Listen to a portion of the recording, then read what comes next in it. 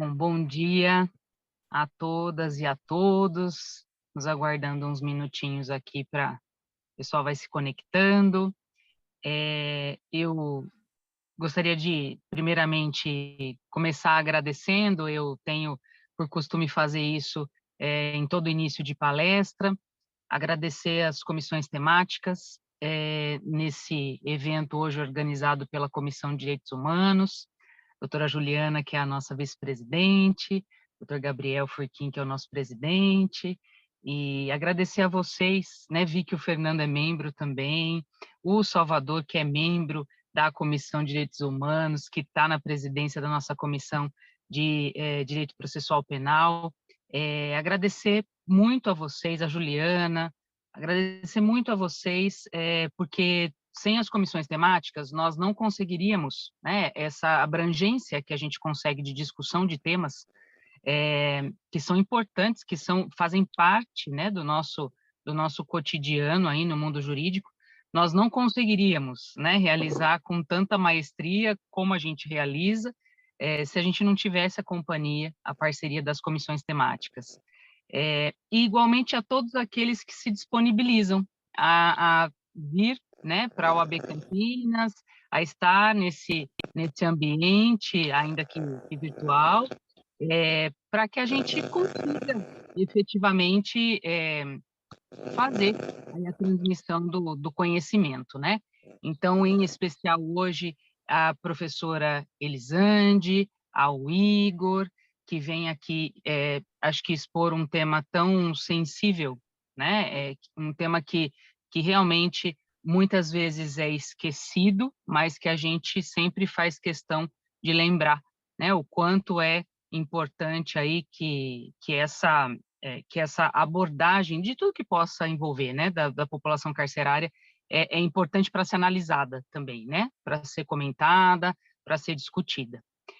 Também não poderia deixar de agradecer às nossas colaboradoras, a Valéria, a Andressa, que tem tocado aí o setor de cursos e palestras também com muito brilhantismo, com muita cooperação, com muita ajuda e sempre demonstrando o apoio aí que a gente precisa para a realização dos eventos. Eu desejo, então, a todas e a todos um excelente evento, uma excelente oportunidade de debate, e vou passar a palavra para a doutora Juliana. Muito obrigada, Lu. Eu só tenho a agradecer.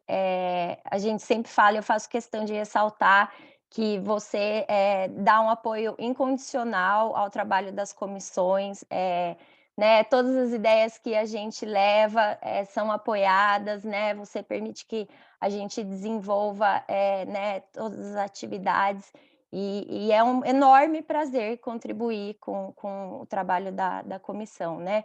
São muitas mãos, eu também gosto de destacar isso, né, a gente está, né, nessa gestão com 40 membros, né, inscritos na nossa comissão, então é uma grande alegria, né, isso permite que a gente aborde diferentes temas, né, que a gente consiga monitorar diferentes pautas, né, aqui no município, pautas de direitos humanos, né, que são importantes, né, a gente vai construindo, assim, aos poucos e com bastante mãos. Então, muito obrigada. Eu queria agradecer também a Andressa e a Valéria, né, pelo apoio que nos dão sempre né, por se disponibilizarem a estar conosco, né, num sábado. Professora Elisande, Fernando e Igor, muito obrigada, né, pela presença de vocês também. E eu gosto de pensar também nesses eventos, né, a gente promove, pensando, claro, né, num público, mas sempre pensando na nossa própria formação, né. A gente tem que também, né, olhar para dentro e nos instrumentalizar, né, sobre diferentes temas e diferentes frentes nas quais a gente pode atuar né, e melhorar sempre o trajeto, né, e o que a gente vem construindo. Eu queria agradecer, né, a presença dos nossos membros que estão aqui, agradecer ao Fernando por ter encabeçado, né, essa iniciativa, o Salvador, que também contribuiu com a organização, né, e eu acho que é isso, pessoal. Vamos aproveitar o dia de hoje, vamos, né, contribuir com essa temática que é tão importante, e eu espero que todos vocês consigam aproveitar. Um bom dia. Bom dia, pessoal. É com grande satisfação também que a gente dá início, então, a esse evento. Eu gostaria de agradecer à presidente Luciana, também à vice-presidente da Comissão de Direitos Humanos, a doutora Juliana. Muito obrigado e vamos lá. Hoje, nós vamos falar sobre realidade prisional, um olhar de dentro. E, para isso, a gente tem aqui a presença da professora Elisande Lourdes Quintino de Oliveira, que é pedagoga e mestre em educação. Nós também contamos com a colaboração do membro dessa comissão, do Fernando Henrique Santos da Silva, que é acadêmico de Direito. E também com o Igor Mendes, que é escritor e autor de A Pequena Prisão e Essa Indescritível Liberdade. Então, para não ficarmos demasiadamente nas apresentações, vou passar a palavra para a professora Elisande.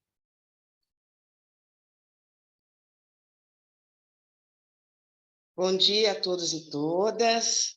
Primeiramente, eu quero agradecer a oportunidade de falar da minha experiência dentro das prisões, né? Agradecer o convite do Fernando, que me chama de professora desde 1900 e antigamente, né?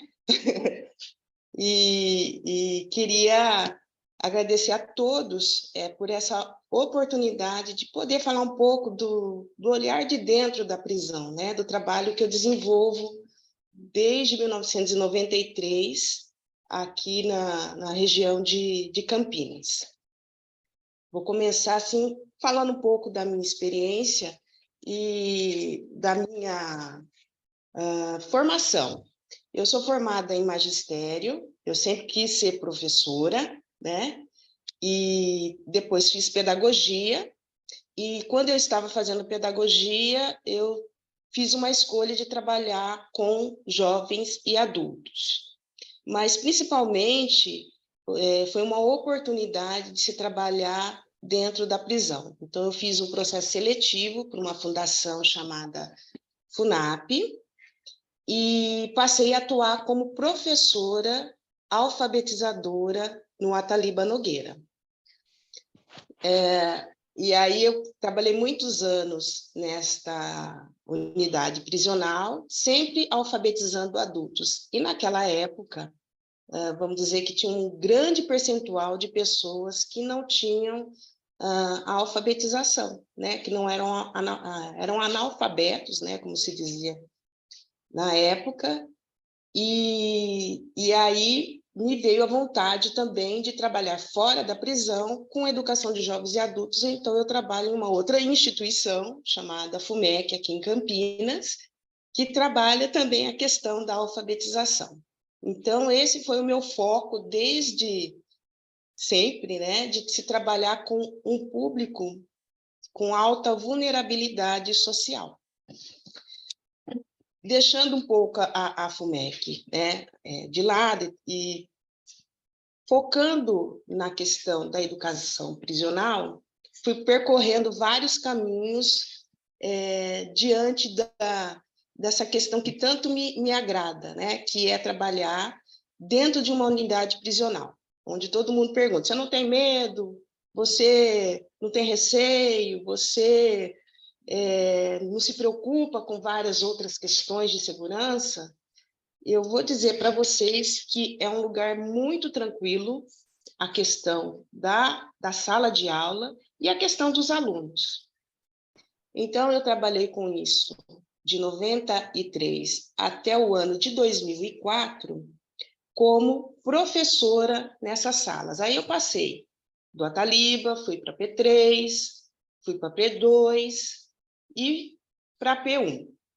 Quando a fundação resolveu, por várias questões, primeiro, porque não havia mais concurso, né, para a fundação, desde 98, então, o número de unidades prisionais acabou crescendo muito em função do número de educadores que davam aula, resolveu-se fazer um processo, né, um projeto chamado Tecendo a Liberdade.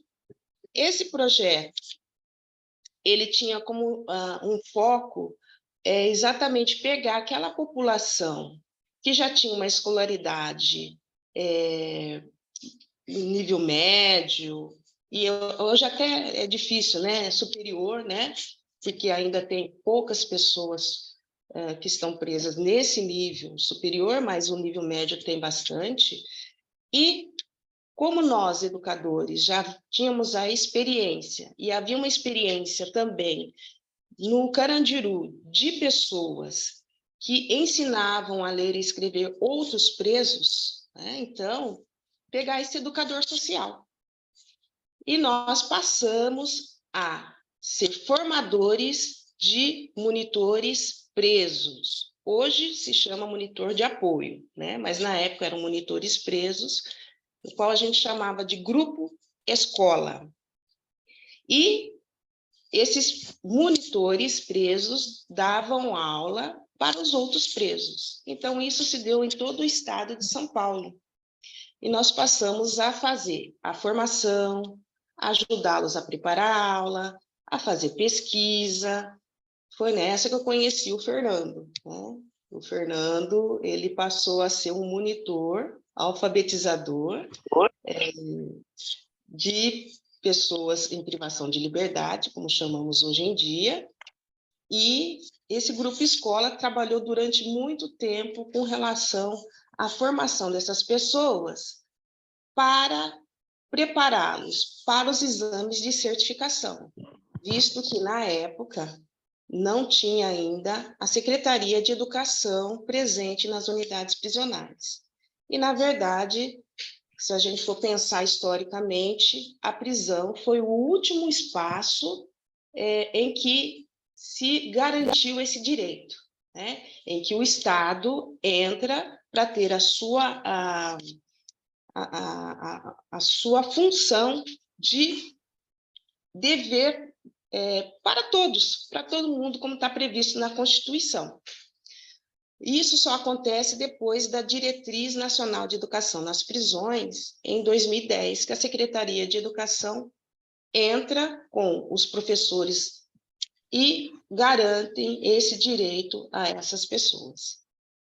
Mas, voltando um pouco no tempo, então foi um período muito interessante, porque você pegava educadores vindo da própria população que entendia aquela realidade prisional e que também estava se formando.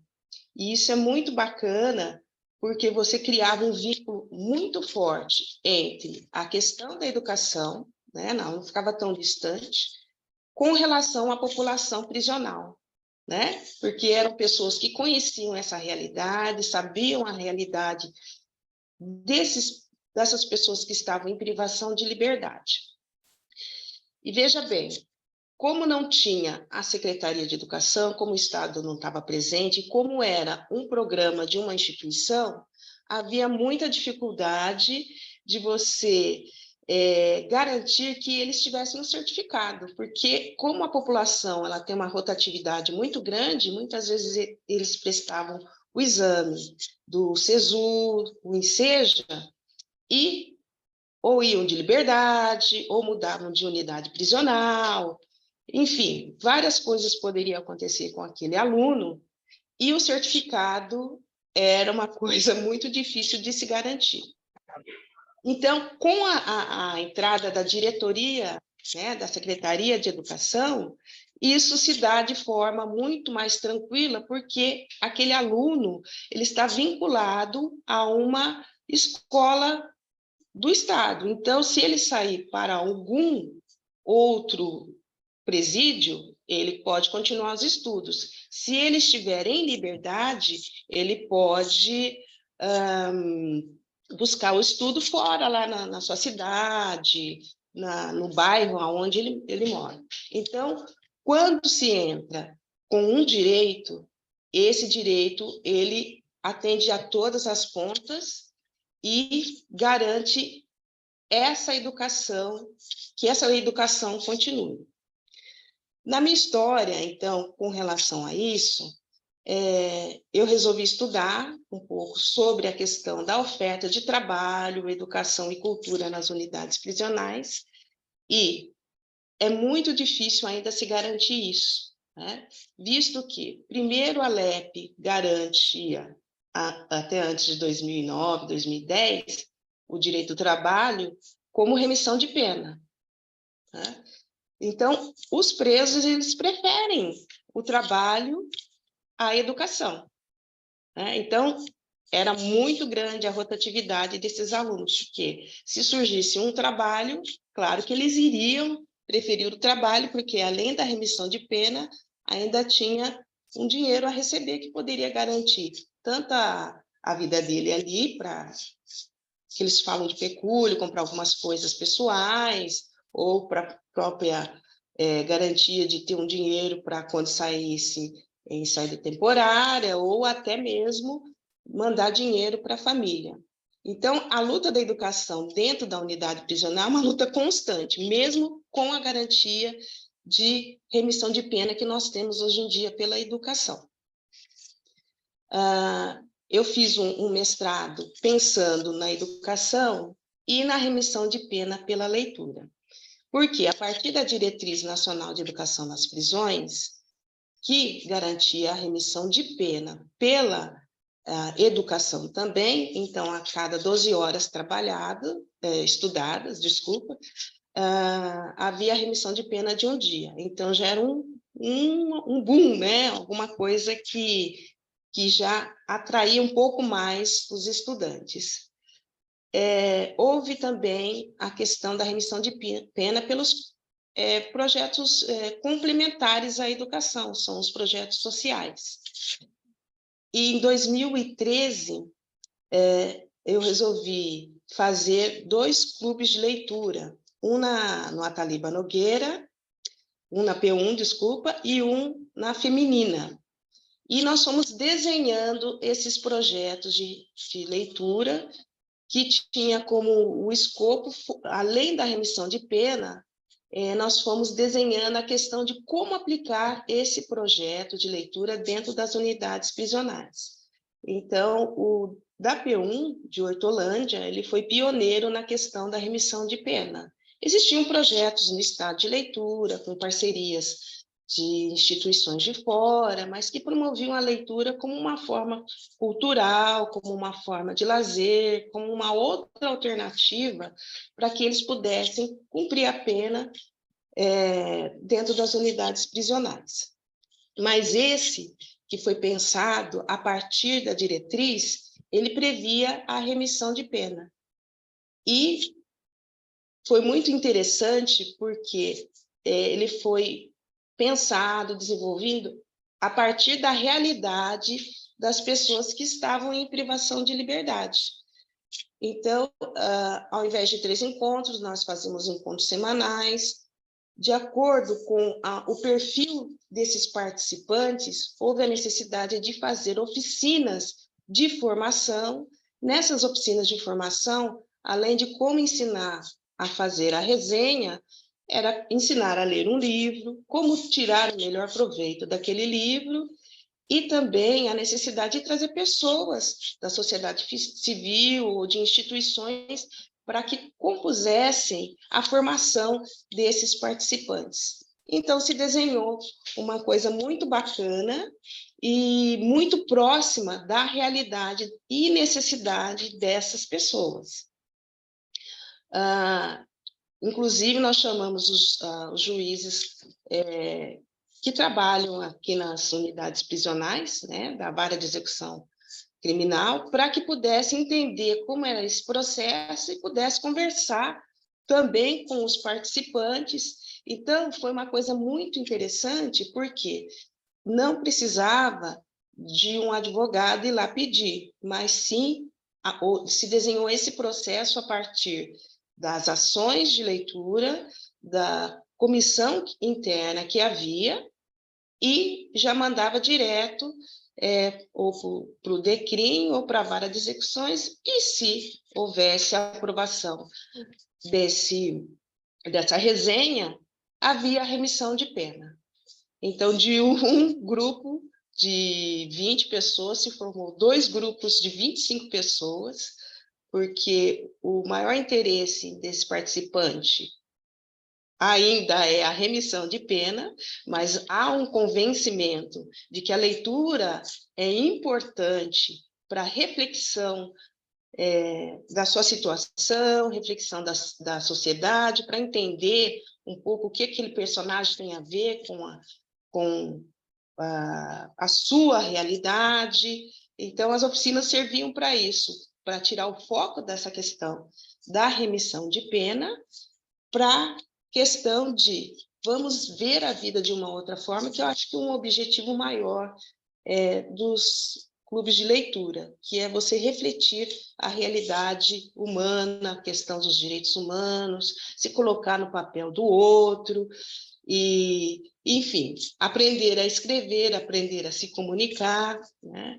Então, foi um tempo muito interessante, em que eu estive à frente desses 2 projetos, tanto na P1 como na feminina, e a questão da feminina é mais interessante ainda, porque se você trabalha com a questão de um livro, né, elas trazem para si com muito mais intensidade do que os homens, né? E eu tinha até que me preparar muito melhor, porque toda reação era possível, né? Porque elas iam com mais profundidade na questão psicológica, na questão social, se identificavam de forma muito grande com a questão das personagens. Às vezes havia até uma sessão de coaching ali, e foi muito legal vivenciar e presenciar isso. Então, há uma diferença do público masculino com o público feminino. Então, com a entrada da Secretaria de Educação, a FUNAP acaba saindo dessa questão de aula, né, formal, e acaba trabalhando na questão da não formal, né, ou das complementares. Então, hoje a gente está presente com os projetos de leitura, né, tem uma parceria com grandes instituições para que os livros cheguem e componham essa biblioteca, porque a biblioteca da unidade prisional carece de livros, né? Fiz algumas campanhas para compor algumas bibliotecas junto à sociedade civil, junto às secretarias municipais, exatamente para atender a questão do clube de leitura, né? Mas também a população que não participa disso. O que eu deixo aqui, né? Eu acho que meu tempo está se esgotando, né? Mas o que eu deixo aqui é que tem um olhar mais carinhoso com a questão da educação, né? Com a questão da remissão de pena, que é um fator primordial e que incentiva, e acho que é o primeiro passo para que a pessoa chegue à escola, a necessidade de ampliar o número de vagas, porque ainda atende uma população muito restrita, seja por questão de espaço, seja por questão de interesse mesmo, porque ainda o trabalho prevalece na preferência, né? E na questão do NOC, nós estamos ainda trabalhando, talvez porque seja uma questão muito recente, é a questão da remissão de pena pela leitura, né? Por ser um projeto novo, que vem aí desde 2010, 2013, acontecendo, ainda existem muitas varas de execução que ainda não dão a remissão de pena pela leitura, porque talvez desconheçam esse projeto dentro da unidade e o quanto é sério isso e quanto é uma coisa que promove a mudança.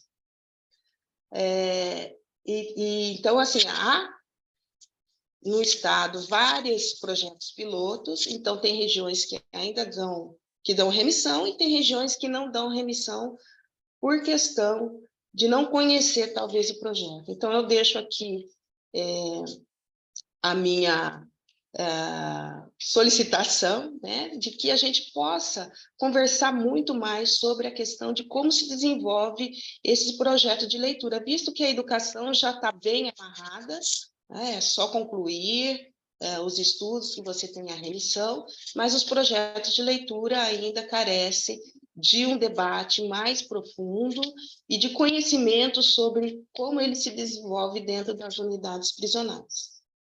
Estou aqui à disposição para qualquer esclarecimento e agradeço a todos. Obrigada. Muito obrigada, professora, pela explanação. Foi uma fala muito rica, muita coisa eu desconhecia, para ser sincero.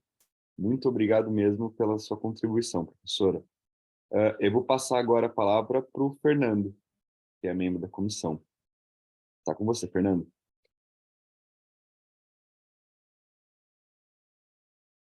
O seu... Pronto. Aí. Bom dia para todos. Tá. Eu conheci a professora Elisande enquanto eu estava encarcerado. Eu passei 20 anos dentro do sistema prisional. E ela e a professora Sueli também foram fundamentais para a minha mudança de rumo naquela época. Mas só que antes de chegar nesse ponto, preciso dizer como que foi para mim conhecer a prisão. Tá? Eu fui preso por alguns erros que eu cometi, caí no 2º Distrito Policial de Campinas, onde a lotação nominal era para 48 pessoas, nós estávamos em mais de 250. Ou seja, desde 98, que eu conheci o sistema, sempre houve uma superlotação. Gente de mais, estrutura de menos. Depois eu fui para a penitenciária 3 de Hortolândia, e lá também se repetia a mesma coisa, apesar de ser uma penitenciária superlotação. Lá eu tinha bastante trabalho até, então realmente pouca gente queria ir de fato para a escola, né? Quem não conseguia trabalho. Isso era uma realidade lá. E a primeira coisa que você aprende quando você entra numa penitenciária é esquecer a lei que existe fora do sistema, porque ali dentro a lei é outra. Não é aquela lei escrita como você tem na LEP. É a lei que é feita pela própria estrutura penitenciária, que comanda a prisão, como pelos presos que também estão à frente da prisão. Ou seja, existe 2 conjuntos de leis informais que você tem que seguir se quer sobreviver lá dentro. Então, acontece o quê? A primeira coisa, você tem que fazer valer por si próprio. Ou seja, se você der a sua palavra, você tem que cumprir com ela. Se você assumir um compromisso, você tem que honrar ele. É por isso que muita gente vai para o trabalho, justamente para poder manter seus compromissos lá dentro, sem depender da família. Quem tem uma situação mais estruturada, não arruma esses compromissos lá dentro, conseguem sim ter um espaço para ir para a educação, tudo, porque não são tão dependentes do trabalho. E foi nisso que eu me voltei para a escola e vinha conhecer a Elisande e a Sueli lá. Fiz o ginásio, fiz o ensino médio dentro da prisão e depois eu trabalhei na própria escola da P3 de Hortolândia. Depois também trabalhei com educação na penitenciária 2, onde eu fui monitor, né? E fui também bibliotecário. Depois, para todas as penitenciárias que eu fui, quando sabiam que eu tinha trabalho com educação, esse era o primeiro serviço que me ofereciam. Né? Eu lembro assim muito dessa jornada, é que você tinha que ter o equilíbrio.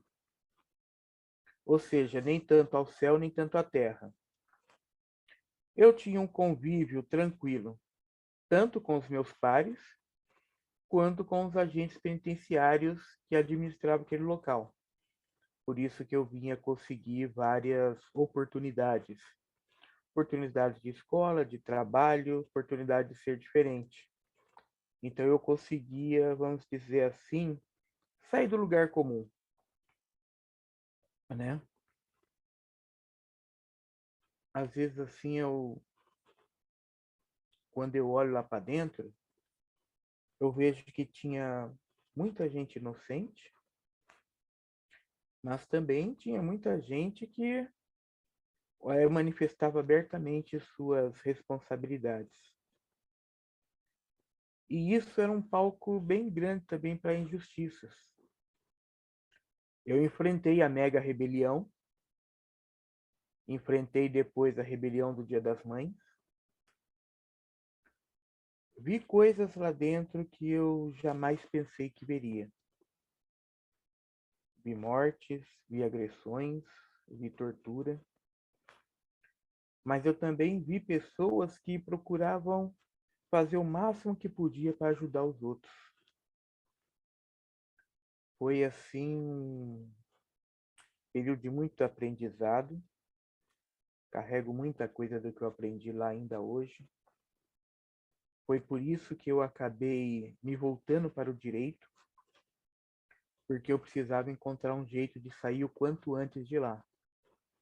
E dentro da penitenciária eu acabei me tornando aquilo que é chamado de recursista, que é o preso que conhece de direito e aí procura fazer recursos para ajudar os outros. Aí falam, mas a pessoa não pode apresentar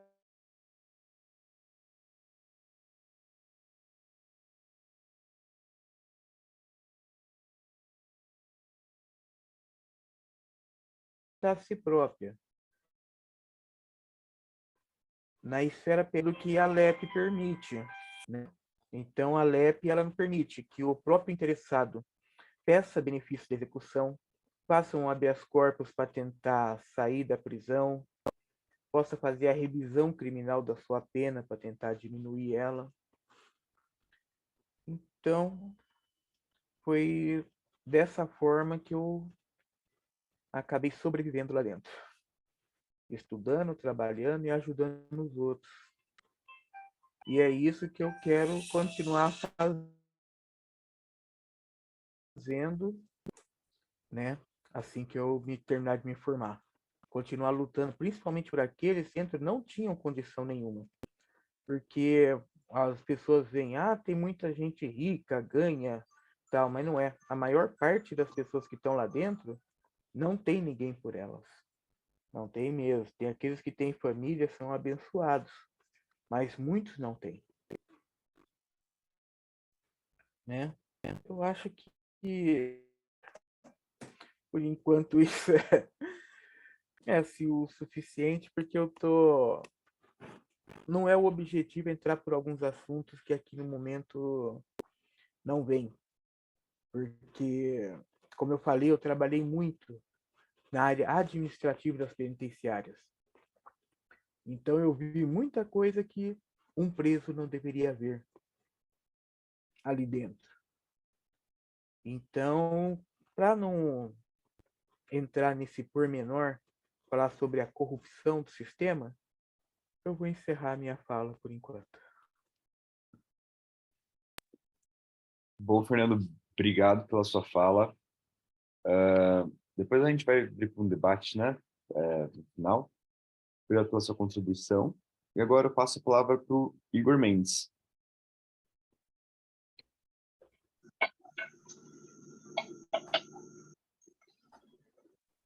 Bom dia a todos e todas aí. Agradeço, em primeiro lugar, o convite da OAB de Campinas. É uma satisfação imensa conversar com vocês, especialmente a Comissão de Direitos Humanos, Salvador, que fez o convite. Bom, eu também serei breve, né? Creio que a professora Elisande e o Fernando falaram boa parte do que era importante ser dito. Então, primeiro, talvez me apresentar um pouco e a história da pequena prisão e falar algumas coisas gerais, né? Então, eu participei, né, ao lado de de tantos milhões de pessoas, em 2013, daquelas grandes manifestações, as maiores, certamente, da história recente do Brasil, e que prosseguiram, né, ao longo de 2013. Inclusive, é uma coisa curiosa, porque é muito citada a luta sobre o aumento das passagens, mas a grande questão que fez aquelas manifestações se generalizarem por todo o país foi, sem dúvida, o repúdio à truculência policial aplicada em todo o país, e, em particular, aquela imagem na Avenida Paulista, né? E,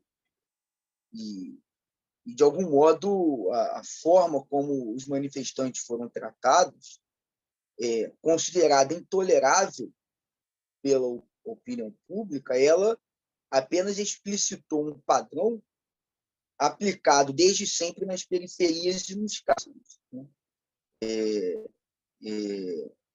Eu acho que é o historiador Joel Rufino fala, né? Numa pequena cela você encontra toda a história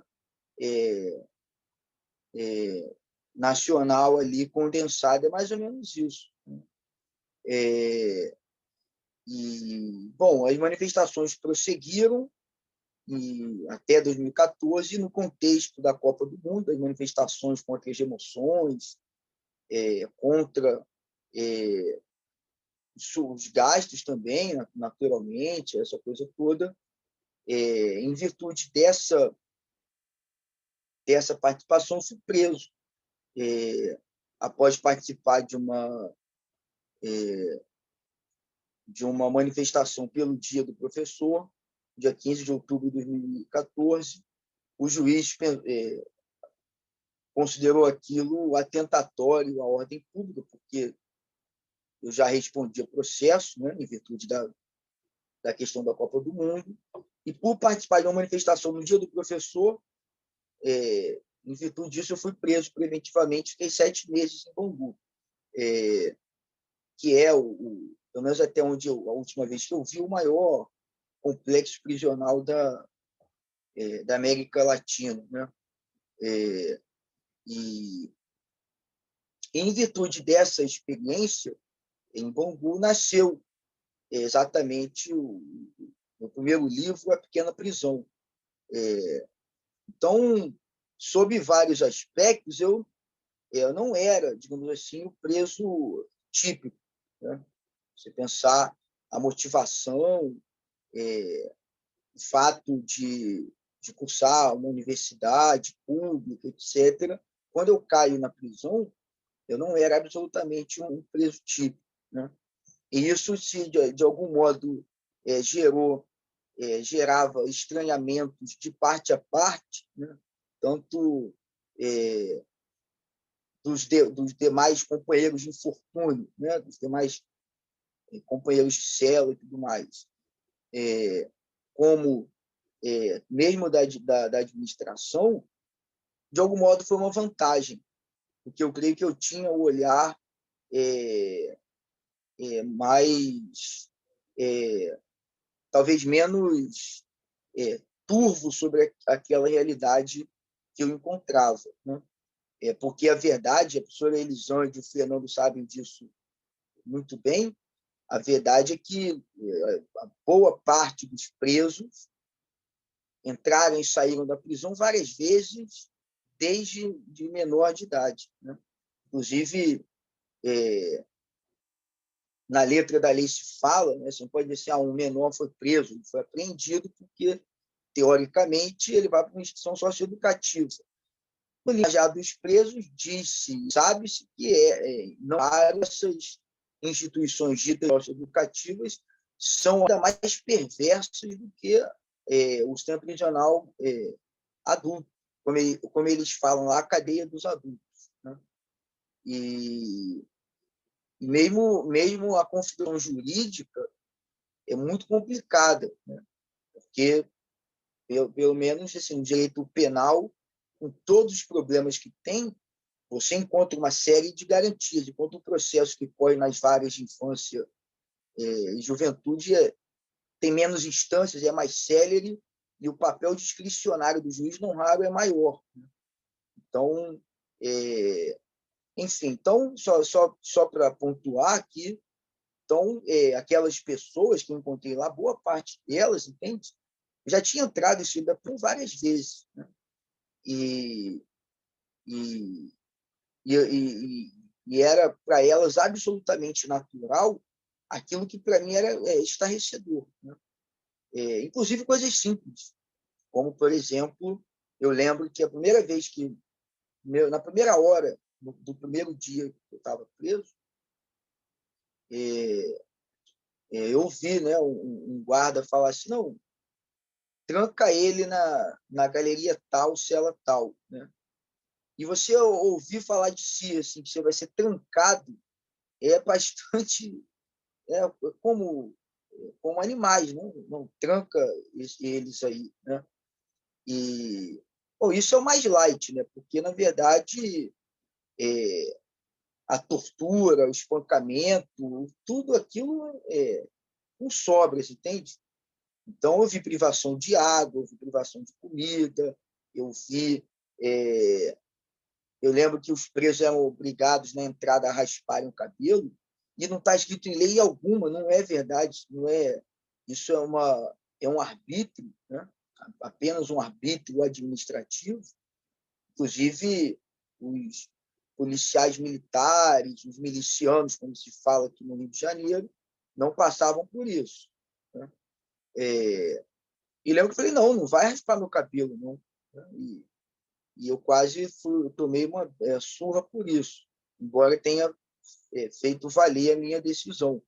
Além da coisa do corte obrigatório, da raspagem do cabelo obrigatória, melhor dizendo, eu vi assim, a mando dos carcereiros, entende? Os presos que faziam essa função de barbeiro cortarem propositalmente, de forma bizarra, o cabelo das pessoas, sabe? Deixava tufos de cabelo no ponto. Quer dizer, é um ritual de humilhação, despersonalização, desde a primeira hora. Isso eu vi na primeira hora que eu estava preso, né? E eu lembro de pensar assim, caramba, a prisão é realmente tudo aquilo que dela se diz, né? Porque, em geral, quem é mais habituado à leitura, a fazer um exercício crítico sobre a realidade, você ouve muito sobre uma certa realidade, inclusive a prisional, e pensa assim, pô, quanto de por cento disso é romantização? E há muita romantização mesmo, né? Mas eu me lembro de olhar para aquilo e falar, puxa vida, a prisão é realmente tudo aquilo que dela se diz. E me lembrei até da frase do Dante, As Portas do Inferno, quando ele fala assim, abandonai toda esperança, ó vós que entrais, né?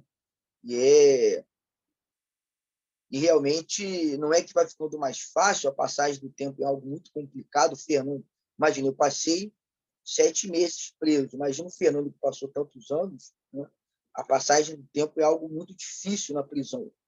Mas eu acho que se nós seccionássemos esse tempo sabe, como frames assim, o mais difícil, eu acho que é a primeira hora do primeiro dia, né?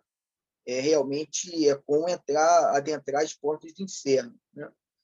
Claro, aí depois você é obrigado a conviver com aquilo, a entender aquela realidade, como o Fernando disse muito bem, viver aquela vidinha ali, senão você absolutamente enlouquece, né? E eu lembro, a professora Elisande estava colocando sobre a educação, porque eu fiquei no convívio, né? Primeiro porque eu não tinha concluído a faculdade ainda, e eu sempre me recusei a ficar em qualquer isolamento, qualquer célula à parte. Eu fiquei realmente no coletivo, né? E é até uma coisa curiosa, né? Mas normalmente, pelo menos aqui, o que se chama de seguro são prisões, via de regra, até piores que as do convívio geral. E, pelo menos onde há o convívio coletivo geral, há uma série de regras e normatizações. Não raro o que se chama de seguro é um inseguro, porque é cada um por si, lei da selva. Então, são essas contradições, essa tessitura muito delicada do universo prisional, que é, ao mesmo tempo, por isso mesmo, bastante rico, né? Mas a professora Elisande dizia sobre educação. Eu, por exemplo, vi quantas vezes eu vi, né, colegas de cela. Primeiro, que nem todo, pelo menos aqui, não era todo presídio que tinha escola, ou que ela funcionava de fato. Às vezes tinha na teoria, não funcionava de fato. E embora eu tenha ficado pouco tempo preso, eu fiquei uns 7 meses, eu passei por 4 unidades prisionais, incluindo a de triagem, o que é uma política também, fazer esses presos girarem de um lugar para o outro, para o outro, para o outro, para o outro, o que torna a prisão ainda mais difícil, né? Porque já é tão complicado ter esse laço assim, de solidariedade, uma rede mínima de apoio, e de tempos em tempos ser interrompido. E eu lembro de colegas de cela não irem, quantas vezes não irem para a escola, simplesmente porque o guarda de turno não chamou, não quis tirá-los para a escola, né?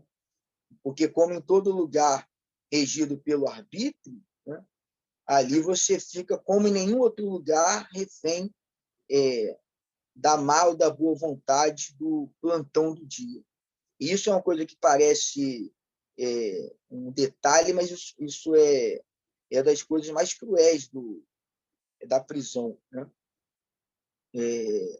Porque é algo que centuplica a sensação que deriva da privação de liberdade de nenhuma autonomia sobre si, né? Então, quantas vezes, né? E eu lembro da biblioteca mesmo. A gente, no presídio onde eu passei mais tempo, nós tentamos organizar os presos para reivindicar de ter uma biblioteca. Até porque havia essa ciência de que a leitura poderia remir pena, né? E eu lembro de fazer essa reivindicação com a direção do presídio, e não só ela não ser atendida, como eu mesmo ter os livros que eu pedia para me entregarem bloqueados. E sempre a administração temia muito aqueles livros ali que eu fazia circular na prisão, né? Então, nada contra a pessoa que eu não conheço, tudo mais, mas, assim, Augusto Cury era liberado rodar lá, aquela coisa desse gênero, né? Agora, talvez com o intuito de substituir a assistência psicológica que não era dada, né, devidamente. Agora, aquela literatura mais crítica e tal, que eu lia naturalmente, não era nenhuma, não tinha nenhum intuito, nenhuma finalidade outra além por trás disso, mas essa literatura que eu naturalmente, né, lia, ela incomodava bastante e era objeto de vigilância da administração, né? Claro, aí soma-se a isso fatos que eu era marcado, porque na época, inclusive, que eu estava preso, nas audiências sempre davam-se notícias na televisão e tudo mais, e aí eu ficava marcado por isso também, né? Então, eu lembro que, ao sair, né, a ideia, logo após a minha saída, a ideia era escrever um depoimento que pegasse 2013, as manifestações, inclusive em virtude de toda a luta política que há na sociedade instalada sobre esses acontecimentos. E daí eu lembro que a minha ideia era fazer assim, olha, eu vou contar essa história em ordem cronológica, e o último capítulo é sobre a prisão. E isso se revelou impossível, né? Porque o capítulo sobre a prisão não acabava nunca. Ele era, na verdade, ele só poderia ser um livro dada a riqueza, a complexidade que há naquele universo, né? E, claro, e também um compromisso, né? Porque a imensa maioria das pessoas com as quais eu convivi lá dentro não não teria essa possibilidade de contar essa história, né? Então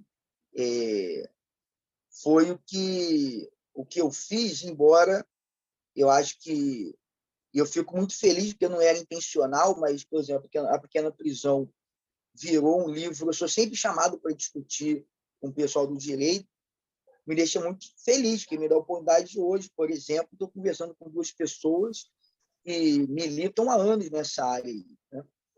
Então, para mim, foi uma grata surpresa essa repercussão do livro, da Pequena Prisão, e eu acho que se ela tem uma qualidade que diferencia esse livro de tudo que se fez e tem se feito cada vez mais sobre prisão, acho que a grande questão é que, desde o título, a tentativa era relacionar o dentro com o fora.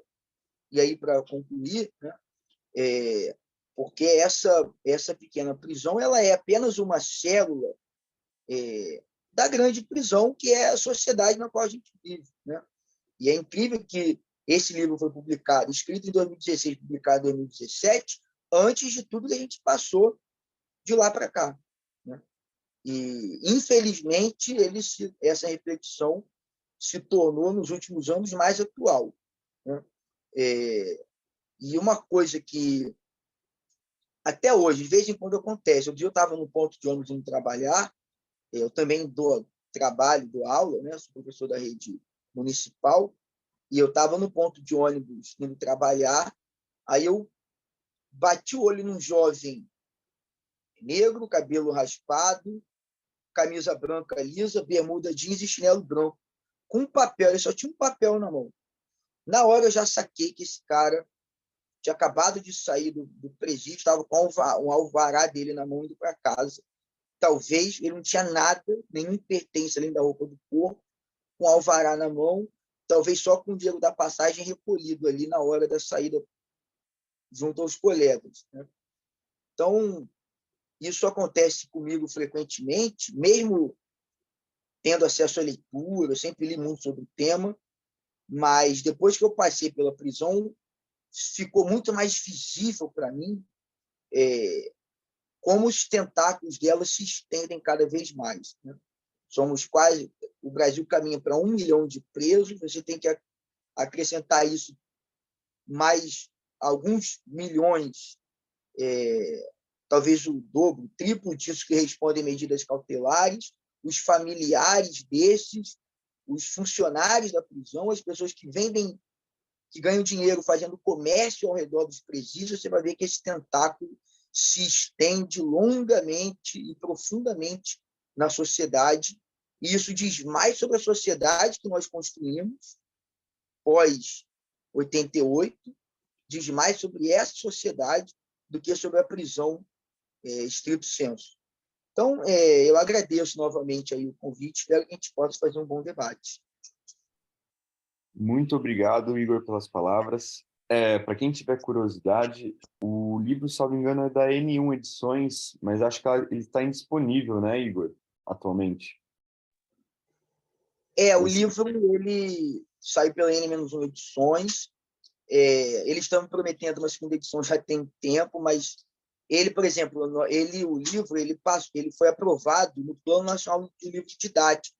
Então, o Pequena Prisão vai estar disponível nas escolas públicas do Brasil a partir desse ano. Para mim foi uma tremenda felicidade, até uma surpresa.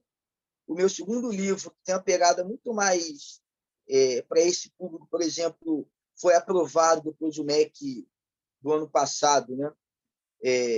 Censurou, mas o Pequena Prisão vai estar nas escolas de ensino médio, né?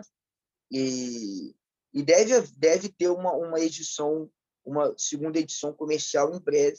Eu acho que o e-book dele está disponível. E aproveitando para fazer só de vender o peixe, né? Eu falei de 2013, esse ano. Agora, no mês que vem, eu publico um livro sobre os 10 anos das manifestações de junho de 2013, também pela N-1, chamado Junho Febril, e a ideia é fechar um pouco esse circuito.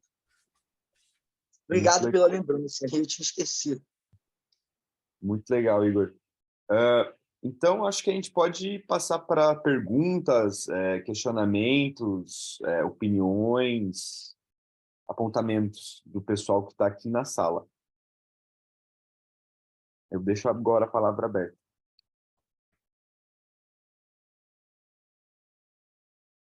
Posso falar um pouco? O Com Igor me certeza. lembrou de o Igor me lembrou de tantas coisas que eu vivenciei, só entrando e saindo da prisão todos os dias, né? Porque a gente, enquanto professor, acaba vivenciando toda a questão da rotina, toda a questão das angústias, de uma forma direta e indireta. Direta porque você passa pelo crivo da disciplina, né? Em primeiro lugar, na prisão, o que se fala é disciplina. Tudo acontece se tiver ok. Nada acontece se não tiver ok com a disciplina. Então, quantas aulas foram canceladas por motivos, né? Pode ser, estão pensando, tem alguma coisa estranha no raio. Bom, não sabe nem se vai ter ou não teve, já não tem mais aula, né? Então, muito tempo a gente vivenciou isso. E a questão do raspar o cabelo, eu lembro que eu tinha uma aluna no presídio masculino, né? Trans, linda de morrer, né? Mas ela lutou até onde pôde para que o cabelo dela não fosse cortado. Mas ela não conseguiu e cortar o cabelo dela, que já estava praticamente na cintura. Mas essa pessoa começou a passar tão mal, ela chorou muito durante muitos dias, tal, e a questão de trazer a lei que proibia esse tipo de agressão demorou muito para ela, porque ela teve o cabelo cortado, né? E o quanto que essas pessoas aprisionadas e parentes e, né, essa rede que o Igor tanto falou são considerados de segunda classe, né? Eu vejo muitas dentro da prisão central, ao bandido, ao ladrão, né? E não como uma pessoa que está ali cumprindo, né, uma determinação da justiça somente, né? Ela não precisa pegar essa questão para ela, né, e impor para ela essa questão de uma segunda pena, né, que vira e mexe é o que a gente vê acontecendo dentro da prisão, né? E, Igor, como professora e trabalhando com essa, para vocês também, né, claro, trabalhando essa questão da leitura, que me deu um fôlego para trabalhar tantos anos dentro da prisão, eu comecei a fazer de forma não institucional um concurso de poesia, né, lá na Feminina de Campinas. Está indo para a 5ª edição, e é uma coisa impressionante como a voz dessas mulheres, elas ultrapassam fronteiras, ultrapassam as grades, né? Então, a gente começou com um concurso de poesias, depois já colocou cartas, colocou contos, música, e quando há o sarau, é uma explosão de emoções, sensações, denúncias, solicitações. E esse ano o tema tem a ver com o que você falou, que é a questão, as prisões da vida. Eu vou sair dessa. Então, o tema vai ser esse, e eu espero que venha muita coisa bacana para estar dialogando com elas, deixando com que elas se expressem a partir da prisão. Muito obrigado, professora. Tá Aberto. Posso? Com certeza. Até em cima do que a Elisande falou sobre a população trans dentro da prisão, eu vou comentar como que era o penúltimo penitenciário que eu passei. É uma penitenciária modelo CDP. Quem atua na área sabe como que é, né? 8 pavilhões, com 8 celas cada um. E você tinha uma desproporção na forma como essas celas eram ocupadas. Eram celas com 12 camas, mas os privilegiados do setor, que eram os responsáveis pelo raio, por entregar alimentação, cuidar da limpeza e da disciplina interna, moravam em apenas 8 pessoas. Das outras 7 celas, 6, com 12 camas também, não tinham menos que 30 pessoas, cada cela. E a cela dedicada à população LGBTQIA+, essa com certeza de 45 a 50 pessoas no mínimo. Ou seja, por eles não poderem conviver com a dita população hétera, né? Eles tinham que ficar superlotados numa única cela, normalmente com quase o dobro da população das outras celas ditas normais. E isso com conivência da diretoria, que mantinham essas celas superlotadas. Não disponibilizava outras celas para a população. Era no máximo uma cela por raio, e nem todos os raios permitiam que existisse essa população ainda. Não aceitavam conviver. Ou seja, era um preconceito institucionalizado, tanto da parte dos presos quanto da própria administração da penitenciária. E isso também acontecia em outras. Isso aí é um detalhe que realmente tem tudo a ver. Agora, graças a Deus e à justiça, a população trans não é mais obrigada a cortar cabelo, tudo, conseguem resgatar um pouco da sua identidade. Mas antigamente era nivelado como todos, tinham que passar pelo mesmo constrangimento, não tinham essa sua personalidade respeitada. Outra forma de tirar a personalidade dos indivíduos presos é o uso do uniforme. Aquele uniforme padrão. O chamamento não segue o chamamento nominal, como determina a LEP. E o ladrão, o preso, o matrícula tal. É assim. Não chama você o Fernando, o João, o José. Não tem isso. Ou seja, é uma despersonalização mesmo. Você é reduzido a um número, a sua matrícula. Qualquer coisa que tem, vê se a sua matrícula está lá.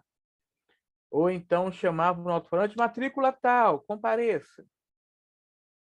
Ou seja, é tirar a individualidade do indivíduo mesmo. É mais uma forma de se exercer controle sobre essa população.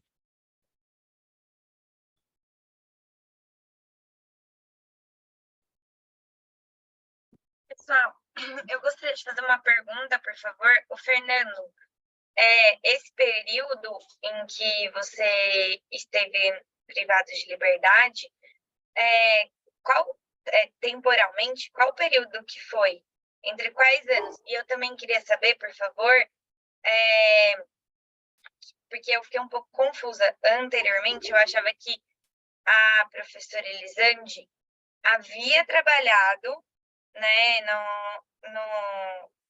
no setor de educação, nas unidades prisionais, e que não trabalhava mais. Mas agora, a professora contando sobre o concurso de poesia e tal, eu não entendi se a professora ainda trabalha no setor de educação ou não.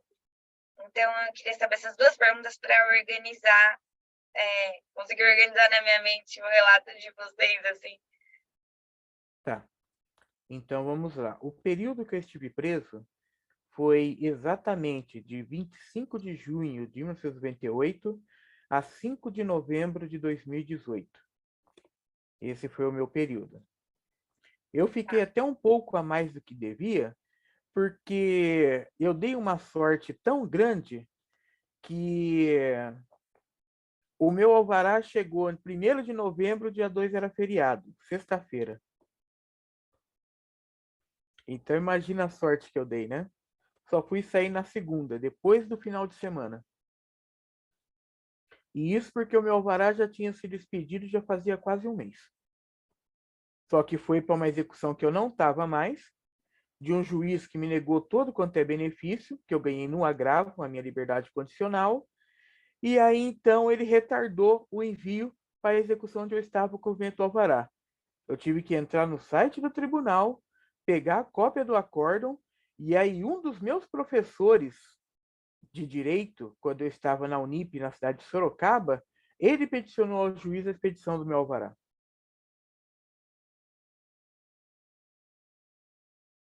Juliana, ainda trabalho sim, né? Acontece que eu trabalho para a FUNAP, né? Na fundação, e aí não mais como dando aula, mas sim em atividades complementares, vamos dizer, a educação não formal. Então, além do acompanhamento das atividades do concurso que eu faço, independente da fundação, mas que é um projeto da fundação, a FUNAP ela oferece cursos de capacitação, cursos de formação, que está no mesmo molde dos monitores. Então, muitos monitores aplicam esses cursos e eu acompanho e faço a formação desses monitores, né? Então, ainda estou, mas vou aposentar logo, logo.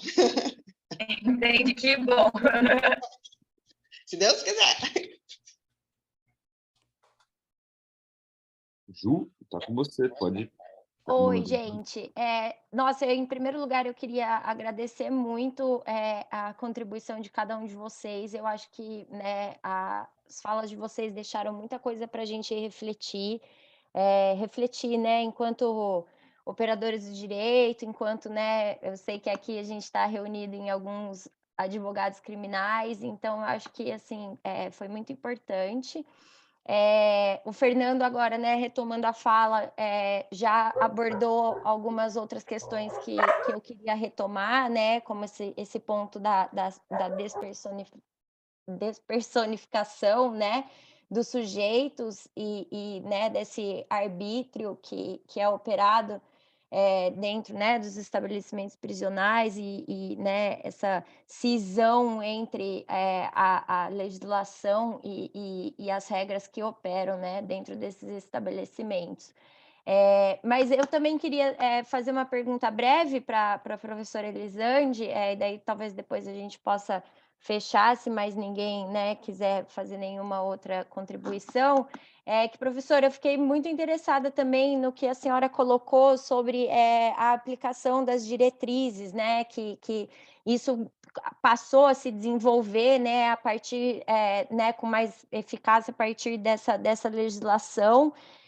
E eu queria perguntar para a senhora se a senhora tem conhecimento sobre né, documentos, né, ou levantamentos que tenham sido produzidos de forma que né, demonstrem algum monitoramento sobre a aplicação dessas diretrizes, né, como elas vêm sendo né, aplicadas, se são aplicadas em todos os estabelecimentos prisionais, né, em que medida isso se dá, assim, não sei se a senhora né, saberia indicar, de repente, alguma fonte, assim, que realmente foi algo que me chamou a atenção, daquelas coisas que a gente quer ler depois que escuta mais sobre. Então, não sei se a senhora né, tem aí alguma dica para mim. Bom, eu tenho algumas ideias, né? Porque, como eu sou da parte operacional, né? Mas existem alguns caminhos. A Secretaria de Administração Penitenciária, ela cobra muito o andamento das atividades educacionais. Então, seria isso, a SAP, né? Através do seu site, coloca a divulgação desses dados para a população em geral, né?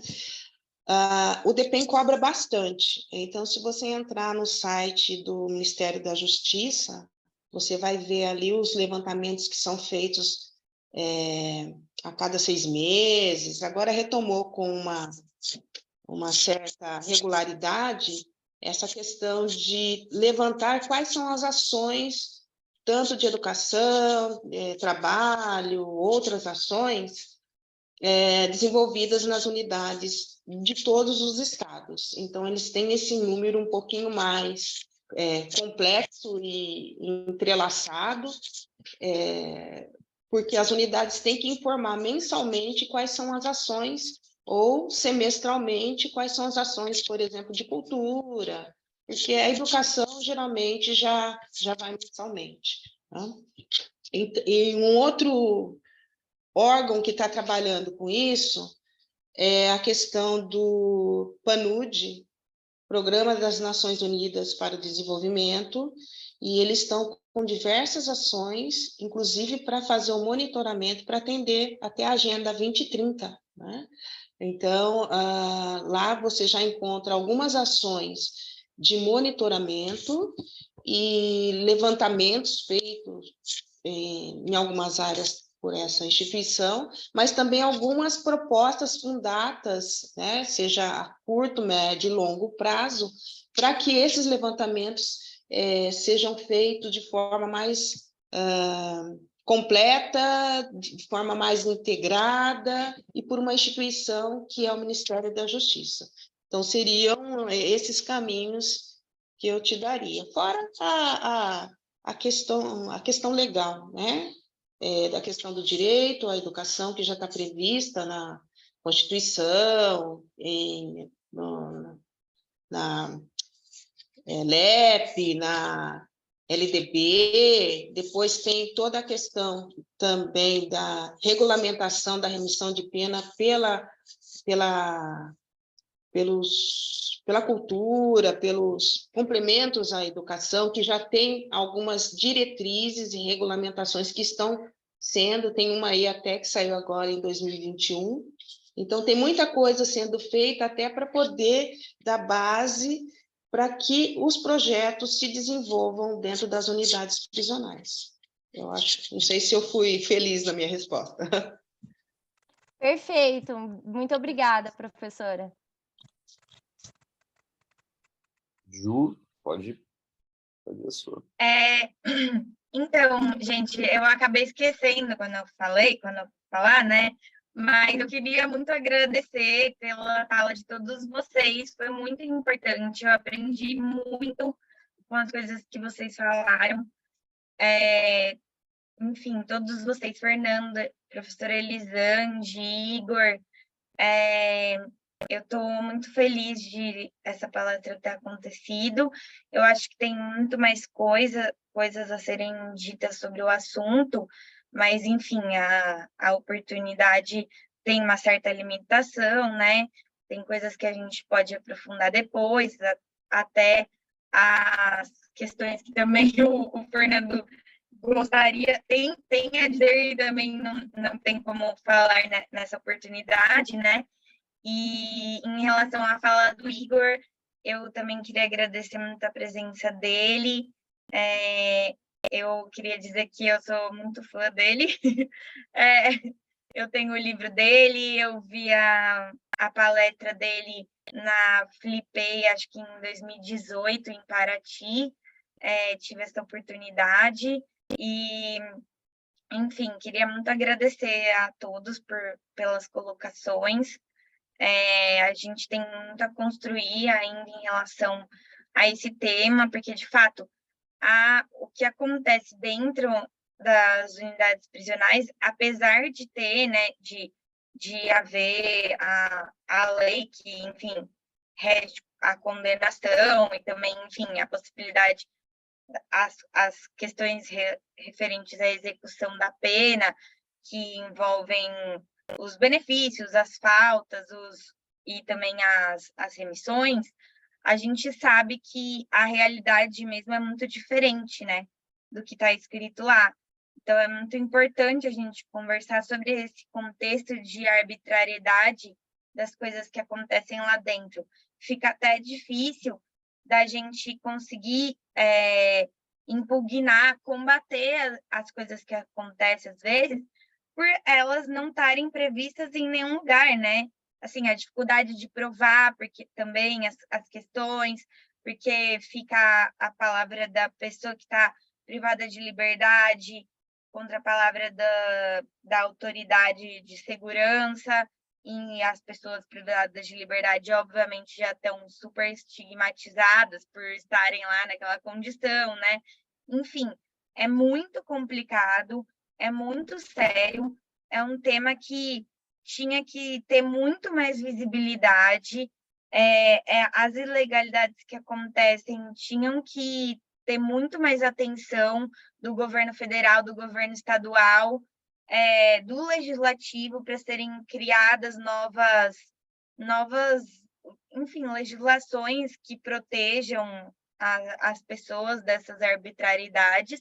Só que a gente sabe que é muito complicado, né? Porque, enfim, é um tema impopular, né? Infelizmente. Mas, enfim, eu queria muito agradecer por tudo. Obrigado, Ju. Fernando, depois a Carolina.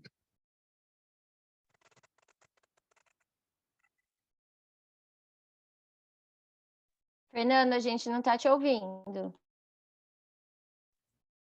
Tá ouvindo agora? Agora sim. Ok.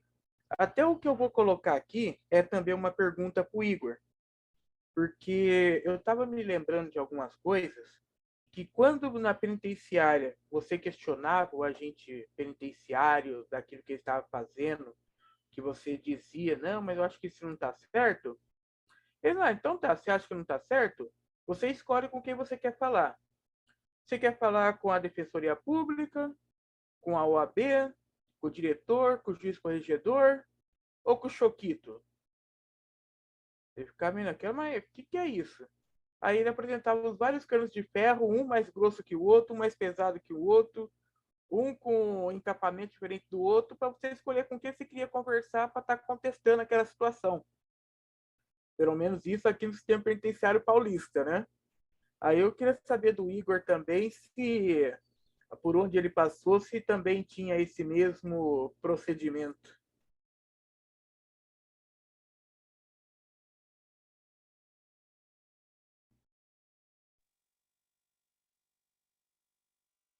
Ó, Fernando, infelizmente tinha, né? Claro que comigo não era exatamente assim que funcionava, tanto porque eu tinha advogados atuantes, quero aproveitar aqui e destacar o papel, já que estamos numa casa de advogados, o papel dessa profissão tão nobre, tão importante dos advogados, né? De fato, estão ali ao lado de pessoas numa situação de extrema carência, de falta absoluta de tudo, e não raro é o advogado o último vínculo dessa pessoa com a vida social, porque a prisão impõe, além de tudo de todas as penas secundárias e indiretas, a morte social, né? A quebra de vínculos familiares, afetivos, mesmo a mesma visita íntima não raro não é respeitada, né? E é tratado pela opinião pública como se fosse um luxo, né? Imagina, né? E aí também o machismo, né?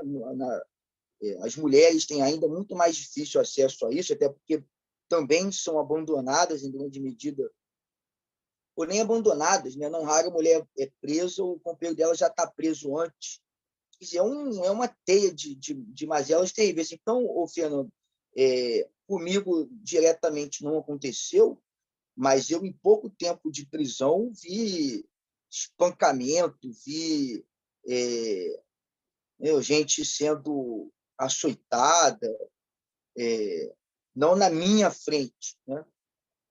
Mais próximo. E sem falar as histórias, né? Porque a prisão as tradições e a lei da prisão, como você falou, da lei da prisão, vai sendo passada de forma oral de uns para os outros, né? Então, coisas do arco da velha, aí, né? Onde o preso é tanto mais vulnerável quanto mais distante ele está dos seus familiares e defensores, né? Inclusive, o sistema prisional de São Paulo, pouco que eu conheço de fora, é ainda mais cruel por isso também, modelo marcado pela interiorização, então manda o preso lá para ficar cumprindo pena sei lá, 20 horas do seu local de moradia. E, claro, uma família que não tem recursos, como que ela vai visitar esse preso, né? Então, a administração dosa isso também, né? Ela sabe muito bem com quem ela pode... É covarde também nesse sentido, né? Eles sabem muito bem a quem eles podem oferecer aqui. Não é choquito, eles falam de direitos humanos, né? Sempre tem, no fundo de cada delegacia, tem um porrete escrito direitos humanos, né? E eles sabem muito bem com quem eles podem fazer isso e com quem eles não podem, né? E sem falar os presos privilegiados, que são os policiais e agentes de segurança aqui no Rio. Vocês sabem muito bem, por conta das milícias.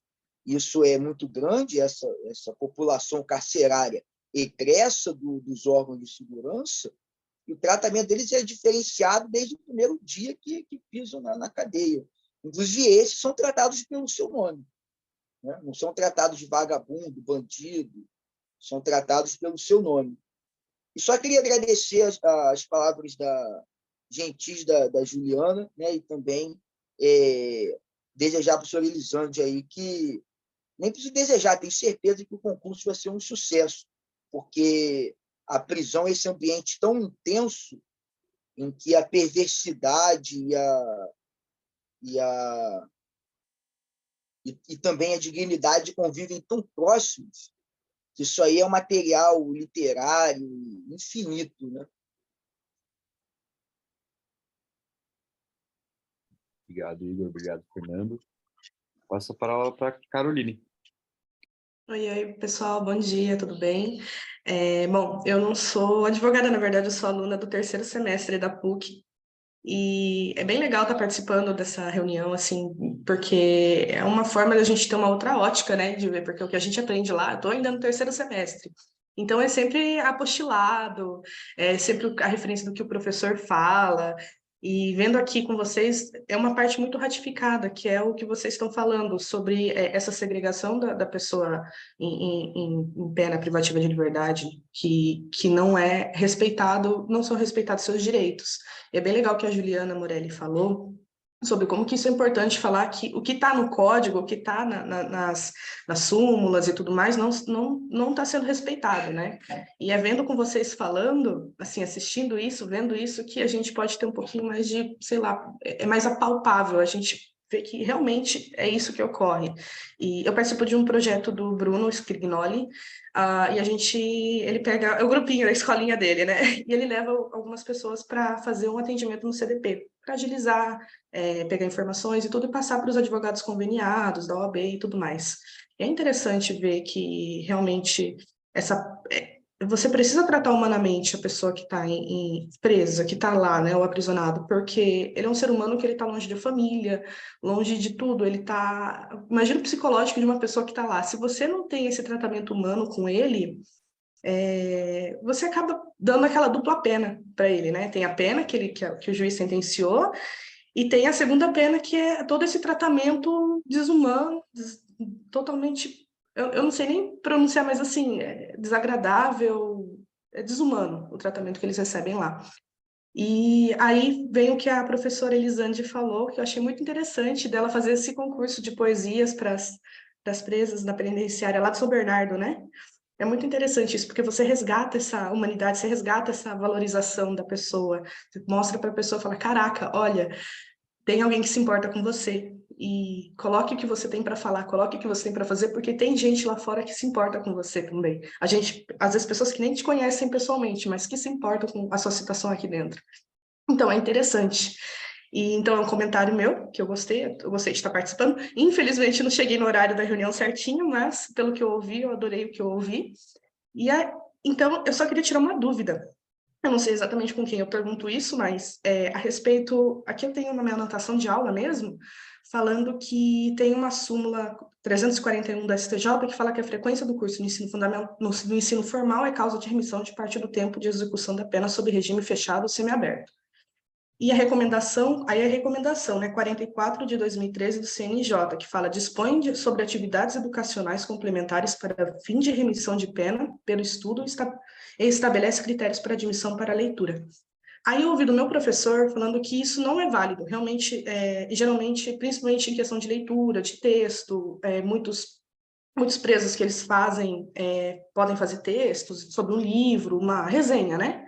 Geralmente não é admitido pelo juiz a fins de remissão de pena. Isso é verdade mesmo? Como que funciona? Assim, no geral, do que vocês têm de experiência? Porque é uma dúvida minha, né? Eu queria saber. Carolina, eu posso falar aqui? Uhum. Sou o Marcos, sou ativista de direitos humanos, aqui da cidade de São Paulo. Tenho minha mulher presa na maior penitenciária feminina do estado, que é a Penitenciária Feminina de Santana. E lá, por exemplo, a remissão não funciona porque, administrativamente, não se tem a remissão por leitura. Não que o juiz da execução ele não aceite isso, porque se a casa enviar, peticionar no processo, que ela fez todo esse procedimento para remissão, é aceito. Porém, não existe esse projeto lá. E até também a atuação da professora trabalha na FUNAP, a atuação da FUNAP referente à educação não são em todas as unidades, em algumas unidades. Lá, por exemplo, a atuação da FUNAP é só referente no modo consultivo, que tem um advogado, mas a remissão ela é válida, entendeu? Inclusive, tem uns advogados para questionar isso em cima da súmula, da legislação, porém, nem todas as unidades prisionais seguem, porque existem os procedimentos administrativos que não está na regra da SAP, na resolução da SAP, porém, cada diretor de presídio ele tem autoridade para fazer os procedimentos dele administrativos da forma que ele bem entender. Nossa. Então, se ele não quiser, se ele não aceitar de uma forma que na autonomia dele de trabalho, simplesmente não pode ser acatado por nenhum advogado, assim, ou algum defensor daquela pessoa que esteja lá, não pode Sim, a se nossa realidade utilizar. aqui, por exemplo, tem um monte de menina que fez a prova do Enseja e do Enem dentro da unidade, foi aprovada. Lá a gente sabe que a realidade do presídio feminino, a maioria das meninas são abandonadas, não tem família, não tem visita. E o que acontece? As unidades que certificam o ensino fundamental e o ensino médio, normalmente são a Secretaria do Estado da Educação aqui fora. Se não tiver um familiar para pegar esse boletim das notas de aprovação, levar numa defensoria pública ou o advogado para correr atrás, pegar esse boletim, apresentar, peticionar no processo, é causa inválida de remissão, que não é automático. Ah, ótimo, obrigada. Interessante saber. De nada. Marcos, você tem toda a razão, né? A FUNAP, ela atualmente tem 10 projetos no estado, quer dizer, o número de penitenciária é bem pouco, né? E esses 10 projetos com 20 participantes. Algumas regiões o juiz dá a remissão, outras não. Algumas unidades prisionais têm a comissão para validar isso, outras não. Então, como eu falei no princípio, são várias questões que precisam ser pensadas de forma coletiva, pensadas como garantia de direito, porque tem a norma técnica, a resolução que você falou, 44, ela foi substituída pela 391, tá? Então, já tem uma mais atual, e tem uma norma técnica também, que é a 72 de 2021, que também orienta como os projetos de leitura ou as atividades complementares da educação podem e precisam ser desenvolvidos dentro da unidade.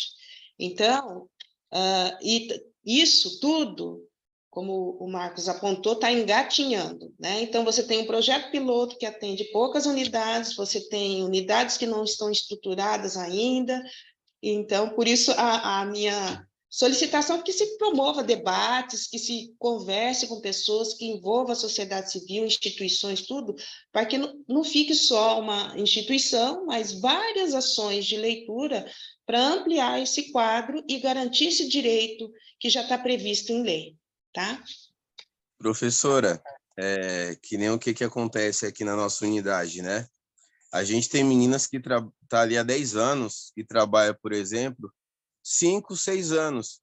Porém, ela tem direito à remissão, mas a gente sabe que não é automático. Muitas dependem da Defensoria Pública, e para ter essa remissão, a família tem que manifestar o interesse. Ir lá, agendar atendimento com a Defensoria, ó, minha filha trabalha há 5 anos, minha mulher trabalha há 5 anos, ela tem direito à remissão, que não é automático. Do contrário, só vai ficar ali na pasta.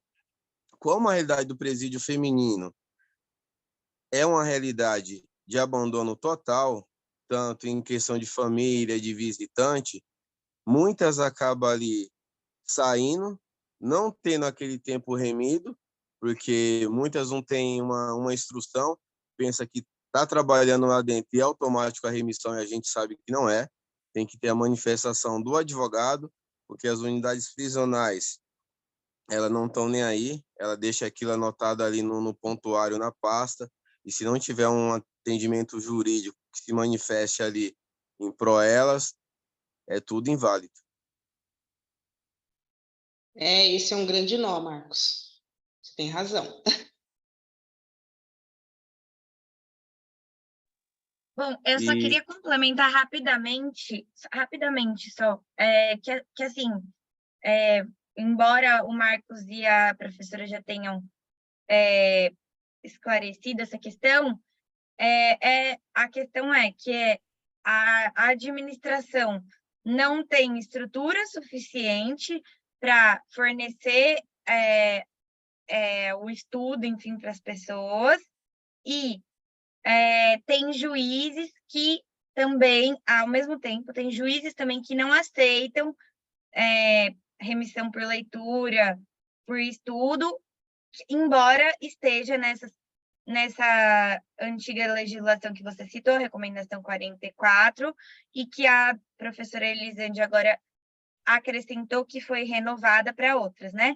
Mas, só para acrescentar, que daí isso é uma questão que daí normalmente você tem que subir para o STJ, para Brasília, para daí eles aceitarem, porque lá sim eles têm um entendimento de que isso vale. Normalmente, se tem alguém que nega, é um juiz de primeiro grau ou Tribunal de Justiça, entendeu? Mas, enfim, obrigada. Até fazer só um comentário sobre essa questão da remissão, porque quando você começa a lutar muito pelos seus direitos, seus documentos simplesmente desaparecem. Tem uma unidade onde eu passei 5 anos nela, que eu trabalhei e estudei, a P3 de Hortolândia, a Elisande mesmo é testemunha disso, e acontece o quê? Eu não consegui minha remissão de pena até lá, de lá até hoje, mesmo eu tendo pedido, porque a unidade alega que eu nunca trabalhei nem estudei lá, nos 5 anos que eu fiquei. Só que eu estou contestando a unidade novamente, porque na época que eu ainda estava lá, a diretora de educação que eu trabalhava chegou a pedir minha remissão por educação, que não foi deferida. Só que consta esse documento no processo de execução. Então, como é que tem um pedido de remissão por educação do que é penitenciária e a diretoria atual diz que não existe registro de trabalho meu lá? Então, falsificaram aquele documento que está na VEC, que foi assinado por diretor de educação, diretor de reabilitação e pela advogada da FUNAP que fazia o atendimento na época lá. Então, quando você começa a lutar pelos seus direitos, some a documentação do que você tem direito. Só para completar um pouco aquela questão da remissão que o Marcos trouxe.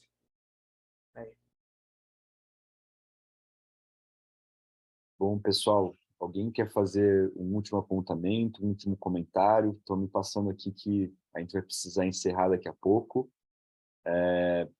Se quiserem fazer mais um comentário, fiquem à vontade, porque a coisa está ficando bacana, né? Está começando a ficar uma troca legal, mas quem quiser fazer, pode fazer, tá bom?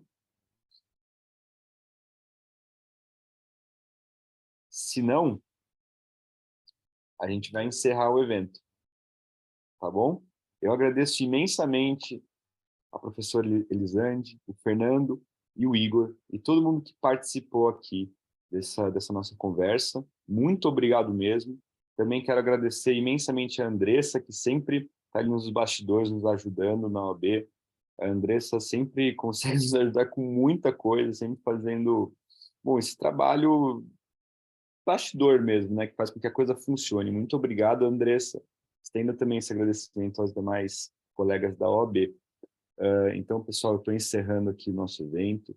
Muito obrigado pela participação, acho que foi muito bacana mesmo, foi uma troca bem legal.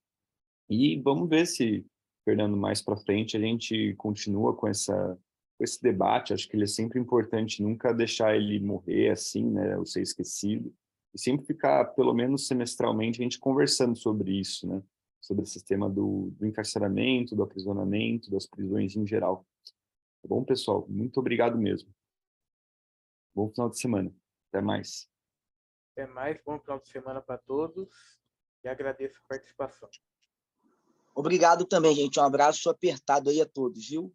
E parabéns pelo trabalho. Obrigado pelo convite, obrigada a todos. Bom dia. Bom final de semana. Obrigada, pessoal.